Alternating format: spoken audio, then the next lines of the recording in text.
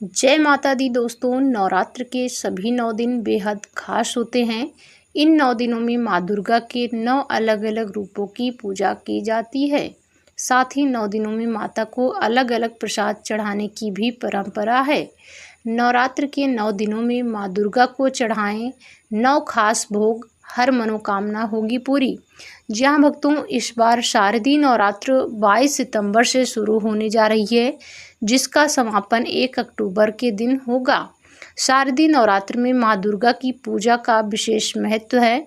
मान्यता है कि नवरात्र के इन पावन 9 दिनों में भक्तजन माँ दुर्गा के 9 अलग अलग स्वरूपों की आराधना करते हैं। नवरात्र में पूजा पाठ के साथ साथ भोग का भी खास महत्व होता है। मान्यता है कि माँ दुर्गा को उनके प्रिय भोग अर्पित करने से देवी प्रसन्न होती हैं और अपने भक्तों पर सुख, समृद्धि, शांति और शक्ति की वर्षा करती हैं। हर दिन माँ के अलग अलग स्वरूप की पूजा की जाती है और हर देवी का प्रिय भोग भी अलग अलग होता है।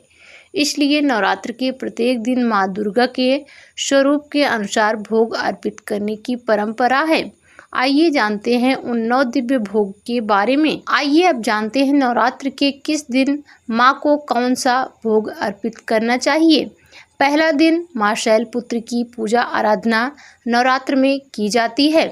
इस दिन माँ दुर्गा के पहले स्वरूप माँ शैलपुत्री की पूजा होती है। इस दिन गाय के घी का भोग लगाने से माँ दुर्गा की विशेष कृपा भक्तों पर होती है।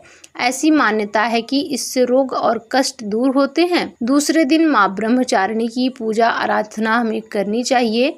इस दिन माँ दुर्गा को मिश्री का भोग लगाने की परंपरा है। इससे परिवार में सुख, समृद्धि और शांति आती है। तीसरा दिन माँ चंद्रघंटा का है। इस दिन माँ दुर्गा माँ चंद्रघंटा रूप में पूजा की जाती है। इस दिन माता को खीर का भोग लगाने से मानसिक शांति और दुखों से मुक्ति मिलती है। चौथा दिन माँ कुष्मांडा देवी का होता है।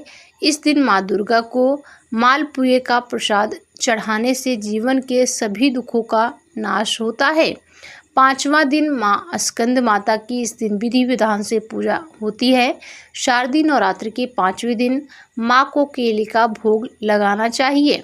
इससे सकारात्मक ऊर्जा बनी रहती है। छठा दिन माँ कात्यायनी की इस दिन विधि विधान से पूजा अर्चना आरती हमें करनी चाहिए।